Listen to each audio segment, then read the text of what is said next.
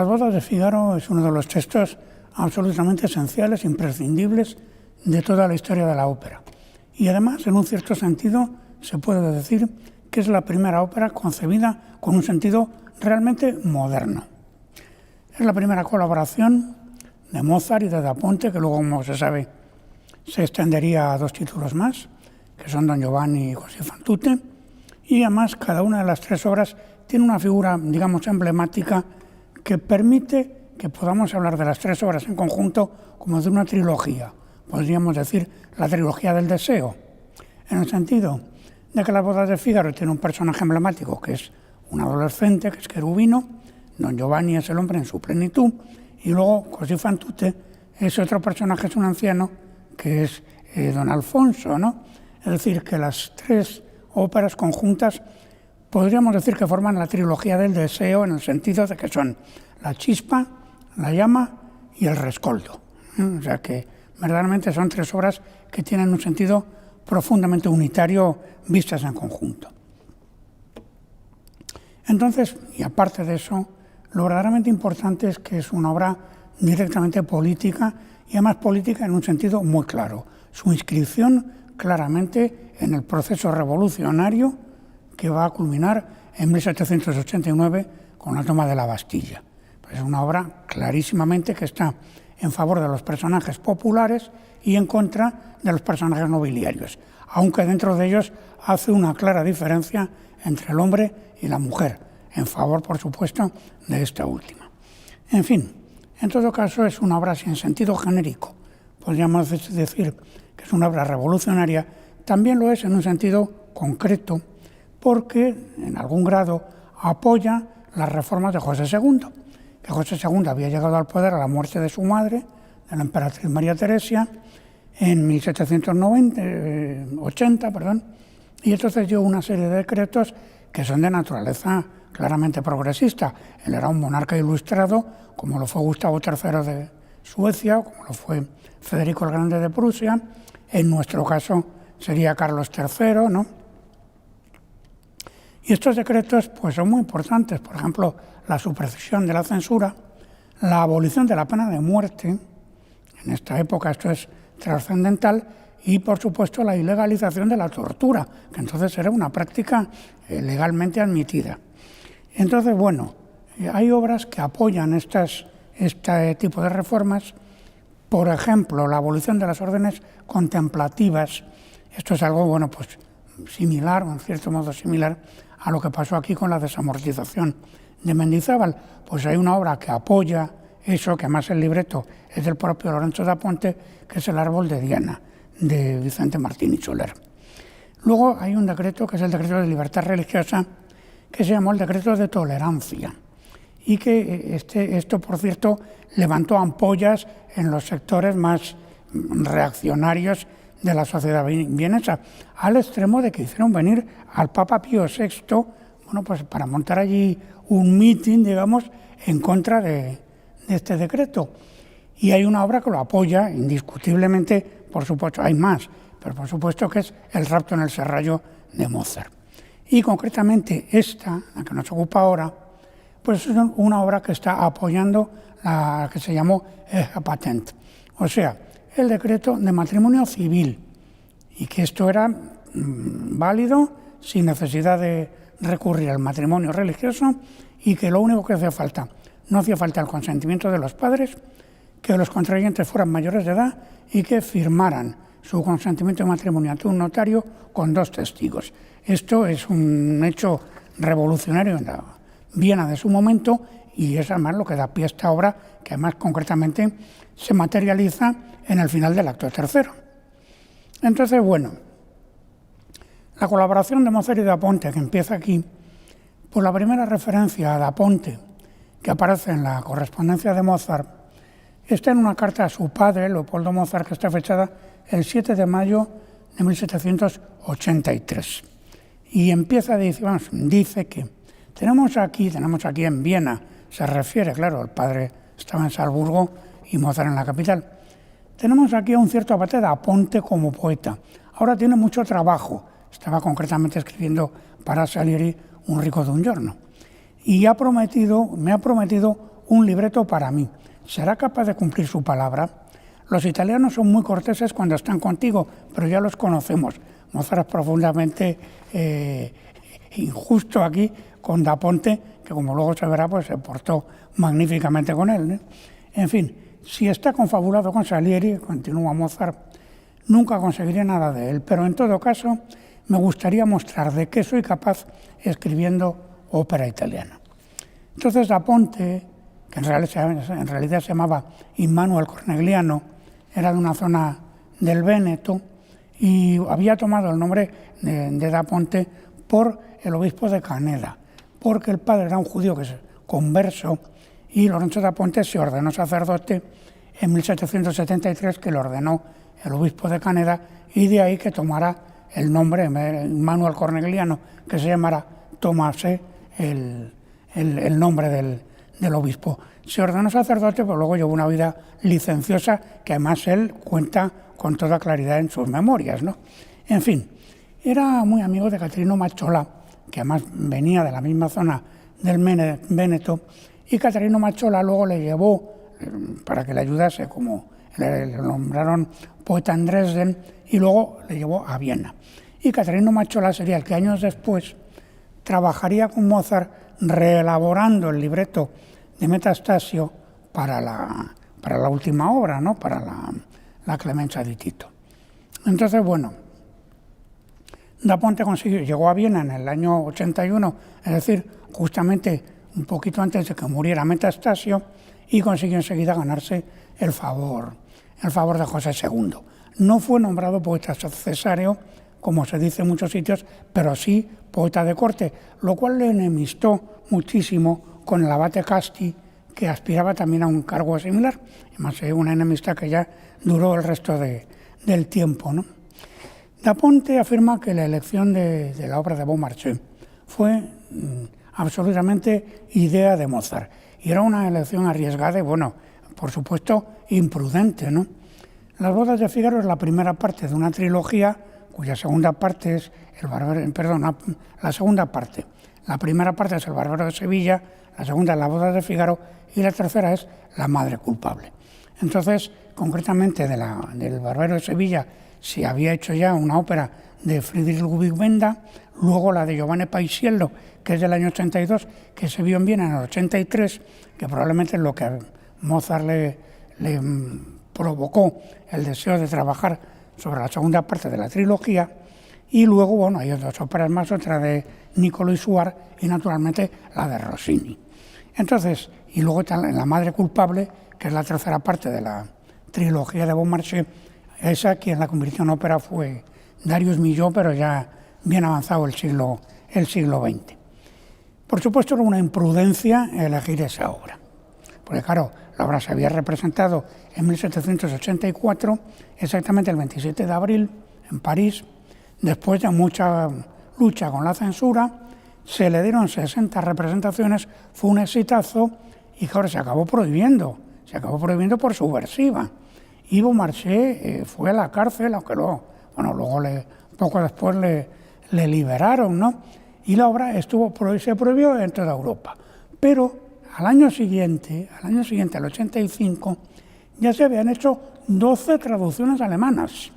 Porque claro, Alemania entonces no existía como país, era un conjunto de territorios, desde algunos muy grandes, como Prusia o como Baviera, otros diminutos, como puede ser el Principado de Meiningen, y claro, en cada sitio importante se había hecho una traducción.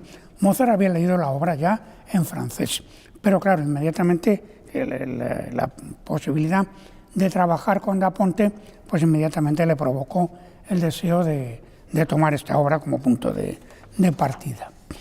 Entonces, ya digo que esto era una imprudencia por la situación política de la obra y por cómo estaba prohibida en toda Europa,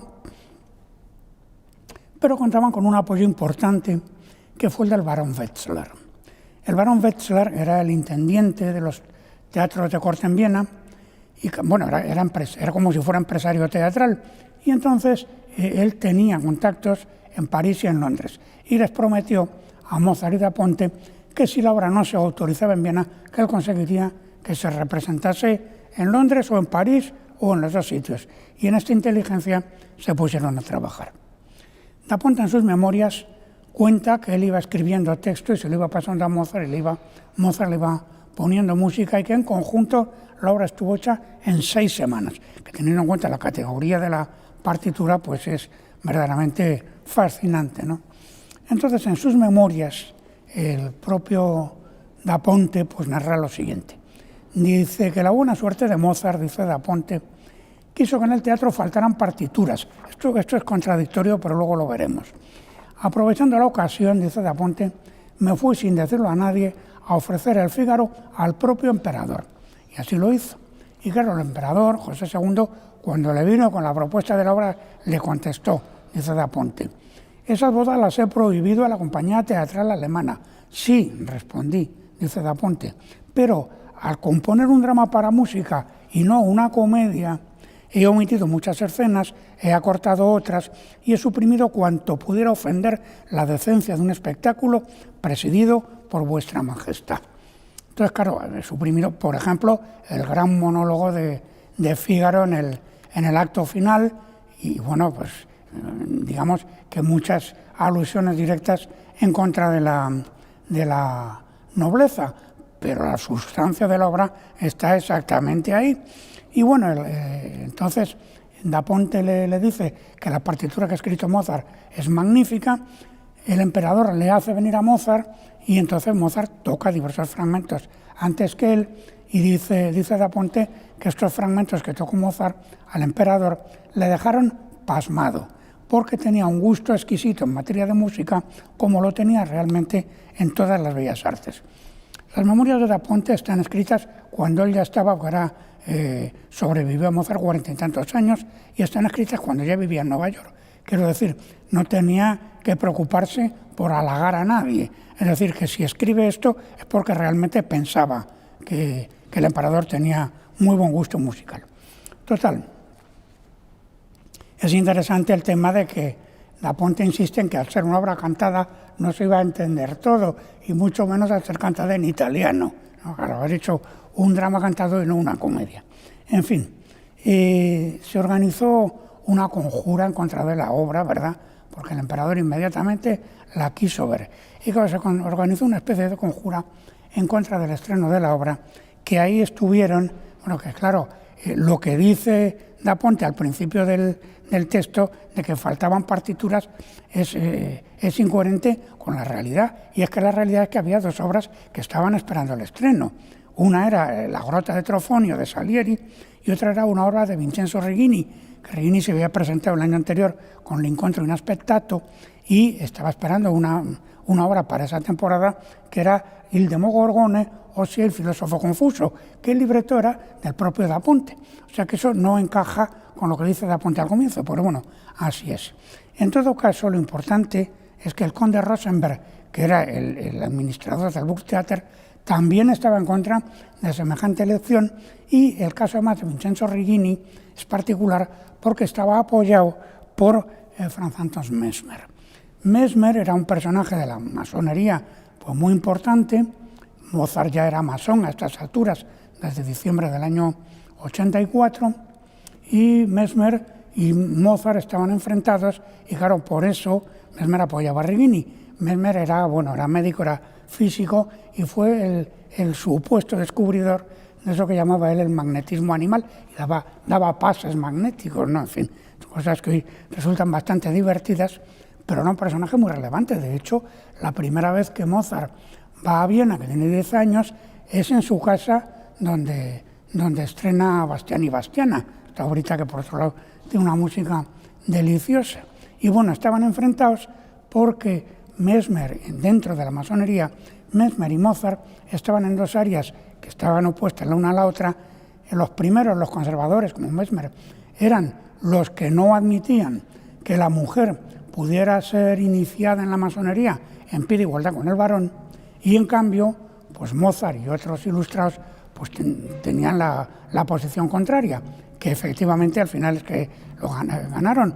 De hecho, la flauta mágica es justamente el apoyo a semejante punto de vista. Pero claro, en este momento pues Mesmer estaba en contra de Mozart y por tanto en favor de Righini.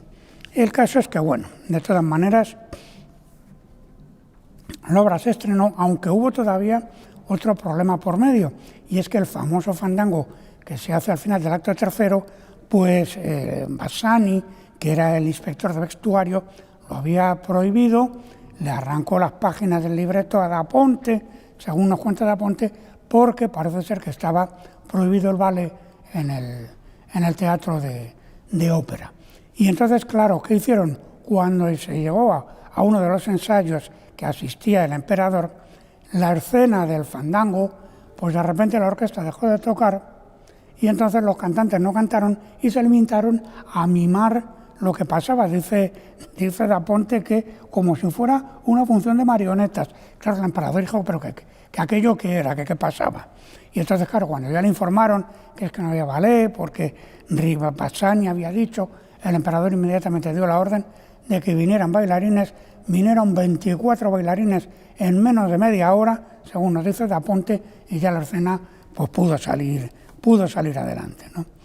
Total, la obra se estrenó en la fecha prevista, el 1 de mayo de 1786, en el Burgtheater de Viena. Y bueno, sobre cómo fue recibida la obra, hay disparidades muy fuertes. Por ejemplo, Franz Xaver Nimzek, que en el año 98 escribió una biografía de Mozart tomando como base pues muchísimas conversaciones de las que había tenido con Constanze Mozart, con la esposa, bueno, ya la viuda de Mozart, pues dice que ella le dijo que hubo una última tentativa de hacer fracasar la obra actuando unos intérpretes peor que otros, de modo tal que el emperador tuvo que presentarse en el ensayo general entre bastidores y poner a todos, el día del ensayo general, no, el día del estreno, entre bastidores y poner a todos firmes, se podría decir. Eso es lo que le parece ser que le cuenta Constanze Mozart a Nimzek. Pero luego Michael Kelly, que fue uno de los intérpretes, que fue el que interpretó el Don Basilio y el Don Curcio, en sus memorias, que son de 1820, y que además habla de Mozart con gran cariño y gran admiración, pues lo que dice es otra cosa completamente contraria. Dice, todos los números fueron visados, lo que hizo que la representación durara casi como 2 óperas. Jamás hubo un triunfo más completo que el de Mozart con Bodas de Fígaro. Y por medio está el testimonio de Leopold Mozart, el padre de Mozart, que vio las funciones segunda y tercera, y dice que en la segunda representación se repitieron 5 números y en la tercera se repitieron 7. En fin, que en todo caso lo que sí sucede es que clarísimamente Constanze estaba un gran enfrentamiento con Nancy Storace, que era la soprano que interpretaba el papel de Susana, porque era de público dominio, que tenía una historia amorosa con Mozart. Y esto, claro, a Constanza, lógicamente, no le parecía demasiado bien. De ahí que su visión del estreno de la obra pues, fuera la que le contó a Nimzek. Esta muchacha, que era 9 años más joven que Mozart, y que a juzgar por los retratos que de ella circulan, pues era una joven de una delicadísima belleza, pues Mozart luego, cuando ya la compañía se marchó de Viena, Mozart le escribió un aria de concierto, Ch'io mi scordi di te, non temer amato bene. Eso es lo que le escribió Mozart cuando ella se marchó, que es el Kegel 505. Ella era hija era inglesa, pero hija de la mujer, la madre era italiana, había estudiado en Londres, pero luego se había ido a Italia, y en Italia había tenido muchísimo éxito. Debutó con 8 años en Londres, ¿no? En Italia había tenido mucho éxito, había cantado pues en Milán, en Florencia, en Venecia, en Padova, con muy buen éxito, y claro, de ahí que se la contratara para la compañía italiana de Viena. En fin, el hecho es que digan una cosa o la otra, a la obra se le dieron solamente 9 representaciones en la sesión de estreno. Eso sí, parece ser que con gran éxito por parte de los partidarios de Mozart, pero claro, no estaban en un número suficientemente crecido como para llevar la representación más lejos. Pero sin embargo la obra se contrató para hacerla en hay en Praga, y en Praga tuvo un éxito absolutamente descomunal. Pero vamos, un éxito descomunal que hicieron ir a Mozart. Mozart compuso la Sinfonía a Praga para ir allí, y el empresario, que se llamaba Domenico Guardasoni, pues bueno, les encargó otra obra para Praga, en vista del éxito que había tenido Bodas de Fígaro, que esa otra obra sería Don Giovanni, ¿no? En fin, al comienzo decíamos que era la primera obra en sentido moderno. ¿Qué es lo que quiero decir? Hay un texto de Mozart, hablando del drama musical, Tondrama en alemán, que es una palabra que a Wagner, por cierto, no le gustaba nada. Y en ese texto dice Wagner que la construcción musical debiera determinarse por las necesidades de un drama verdadero. Die musikalische Konstruktion durch die Bedürfnisse eines echten Dramas bestimmt werden sollte. Es literalmente lo que dice Wagner. Eso es exactamente Las Bodas de Fígaro, porque estructura musical y estructura dramática son la misma cosa. No es que sean la misma cosa, pero están absolutamente imbricadas y son inseparables la una de la otra. El libreto, claro, como diría Wagner, pues es perfectamente representable aunque no tuviera música, como son los libretos del propio Wagner. Y luego esa imbricación de lo dramático con lo musical se extiende absolutamente a todos los niveles de la partitura. En fin, por poner un ejemplo, el uso simbólico de las tonalidades, la tonalidad de fa mayor. La tonalidad de fa mayor aparece en tres momentos, solamente en tres momentos de la obra, como tonalidad principal, pero son momentos cruciales. La primera vez es cuando Fígaro, en el primer acto, canta lo de «Se vuelva al lare, señor continuo». Claro, ahí indicando que va a organizar, bueno, pues una conjura en contra del conde. Claro, cuando se ha enterado que el conde pues está detrás de quien va a ser su mujer. Ahí aparece fa mayor por primera vez. Y la tercera y última vez en el cuarto acto, cuando Susana entra en escena y canta esa aria preciosísima que es «Dech bien y non tardar». Entonces, claro, ese aria «Dech bien y non tardar» tiene una estructura de aria bipartita con introducción instrumental. Es decir, no es una forma de copla estrófica que es la que utiliza Mozart para los personajes populares, como por ejemplo el Pedrillo del Rapto en el Serrallo o luego el Papageno de Las Bodas de Fígaro. No, es un aria, pero vamos, un aria bipartita con introducción instrumental, exactamente la misma forma que tiene el aria de presentación de la condesa en el segundo acto. ¿Por qué hace eso Mozart? Pues porque, claro, evidentemente Susana viene vestida con el traje de la condesa.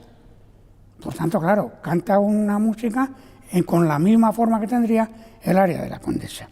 Entonces, bueno, la cuestión está en que la condesa, la introducción instrumental y todo el resto del aria, pues está acompañada por la sonoridad sensual y acariciadora y dulce de los clarinetes. Y aquí, en cambio, la introducción instrumental es un oboe y un fagot a octava de distancia, lo cual, claro, que es muy bonita, pero le da una sonoridad mucho más agreste. Y luego, además, lo que canta Susana tiene ritmo de siciliana, en un 6x8. Y entonces, claro, Mozart nos ha contado con la música, que Susana viene con el vestido de la condesa, pero que luego la música la delata como un personaje natural del Nápoles borbónico que está sirviendo de criada en Sevilla. Eso nos lo está diciendo Mozart con la música. No se puede llegar más lejos en la descripción musical de un personaje. Entonces, claro, ese aria, como es un aria que está expresando, pues eso, un fingimiento, porque ella no es quien parece ser, está en fa, como al comienzo anunciaba ya Fígaro en el primer acto. Pero es que el fa mayor está en otro momento crucial de la obra, que es el sexteto de reconocimiento del acto tercero. Entonces, ese sexteto, ahí es donde se desvela que en realidad Fígaro es hijo de Marcellino y de Don Bartolo. Pero el hecho de que Mozart utilice la tonalidad de fa mayor, inmediatamente nos sugiere la posibilidad de que en realidad eso sea un fingimiento y que toda esta historia de la cicatriz que él tiene en el brazo, no sé qué, pues que todo eso sea una ficción. Eso en el libreto no está. Es Mozart quien nos sugiere esa posibilidad a través del empleo de la misma tonalidad del acto primero y que luego usará en el acto cuarto.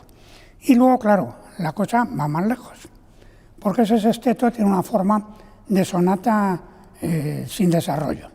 Y entonces, claro, es una sonata en fa mayor. El segundo tema, mejor dicho, la segunda tonalidad, es la de entrada en escena de Susana cuando dice, cuando viene con el dinero, alto, alto, señor conde. Eso está en la dominante, en do mayor. Y entonces, claro, ese do mayor, luego ya, claro, ella le pega la bofetada a Fígaro, al final se averigua la cuestión, y entonces, una parte graciosísima, su madre, su padre, en fin, toda esta parte de la obra que es absolutamente hilarante. Y entonces Susana entra en do mayor, y esa tonalidad de do mayor va a ser justamente la del final del acto, que es cuando la boda por fin se lleva a efecto, el final del acto tercero.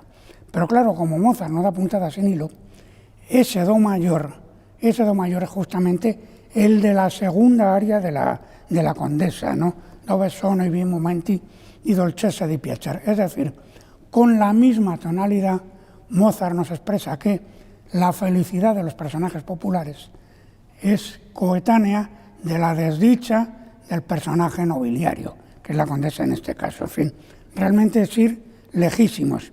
Y luego, claro, este tema de la descripción del personaje, Cherubino, cuando canta su Voi che sapete, ¿verdad? El Cherubino canta las dos piezas, pues que canta el Non so più y el Voi che sapete, están en si bemol y en mi bemol. Mi bemol es la tonalidad de la condesa, es la tonalidad con la que la condesa ha entrado en escena al comienzo del acto segundo en el aria cuya estructura reproduce luego Susana en el acto cuarto. Y entonces, claro, que Cherubino, sus dos intervenciones, sus dos arias, que la segunda no es una canchoneta, como él dice, sino que verdaderamente es un aria tripartita, tipo aria da capo, pero claro, modificada, ¿no? Claro, porque es un personaje en último extremo nobiliario también, no es una canchoneta, la cosa va mucho más lejos.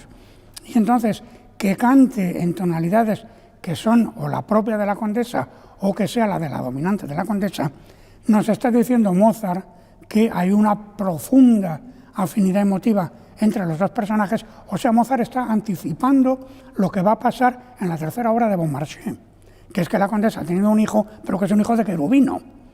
Esto nos lo está anticipando Mozart con la música. Es que el trabajo musical de Mozart en esta obra es algo de una riqueza y de una imaginación absolutamente sin parangón. Y luego, claro, pues la cosa va todavía más lejos, porque vista en su conjunto, las bodas de Fígaro, podemos decir que es una sinfonía en re mayor, que la obertura empieza en re mayor, acaba la obra al final en re mayor también, y re mayor es la tonalidad del conde, su aria, el aria que canta cuando dice en el recitativo ahí ya vinta la casa, causa cosa sento. Bueno, pues el aria que canta a continuación está en re mayor. Y los personajes populares, Fígaro y Susana, se han presentado en escena en sol mayor, cuya dominante es re, la tonalidad del conde, y de hecho la obra acaba en re mayor cuando los personajes, por así decir, populares, han llegado a la tonalidad del conde, es decir, han llegado a su misma categoría musical, por así decir. Entonces, hay dos grandes bloques, el finale primo y el finale secondo, el final del segundo acto, el final del cuarto, que son dos bloques enormes, sobre todo el primer final, el del acto segundo, 75 páginas de la partitura orquestal y 641 compases. O sea, no hay nada comparable en toda la ópera bufa del 18 de semejantes dimensiones. Entonces son como 22, 23 minutos, ¿no?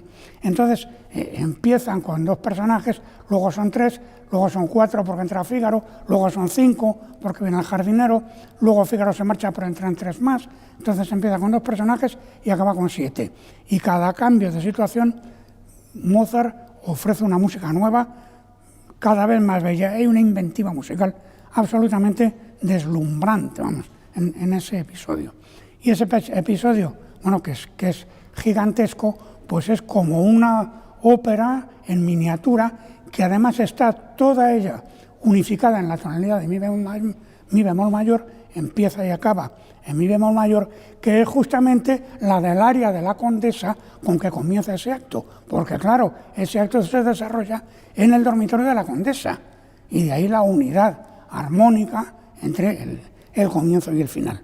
Y luego el otro final, el acto cuarto, es un poquito menos voluminoso, pero tiene una estructura igualmente adecuada. Es una estructura ternaria. Y entonces ahí la parte inicial, la parte final empieza en sol y luego va a re, y la parte final empieza en sol y va en re, y el final va también de sol a re y acaba en re mayor. Y el episodio central está en mi bemol y si bemol, las tonalidades de la Condesa, y claro, hay dos reconciliaciones: la reconciliación de Fígaro y Susana y la reconciliación del conde con la Condesa posteriormente. Y además, cuando se ve obligado a ponerse de rodillas delante de ella y pedirle perdón, que es un momento, bueno, de una belleza sublime, cuando ella dice più docile io sono, y dico di sì, y entonces todo el mundo repite la melodía que ella ha cantado, y es como un coral a cuatro voces, es decir, el significante de la música religiosa que aparece aquí ante un texto laico para, digamos, sublimar ese momento. Pero la cosa ya va todavía más lejos. En ese acto, previamente, ha habido el aria de Fígaro, y ese aria de Fígaro tiene, cuando él cree que Susana le engaña,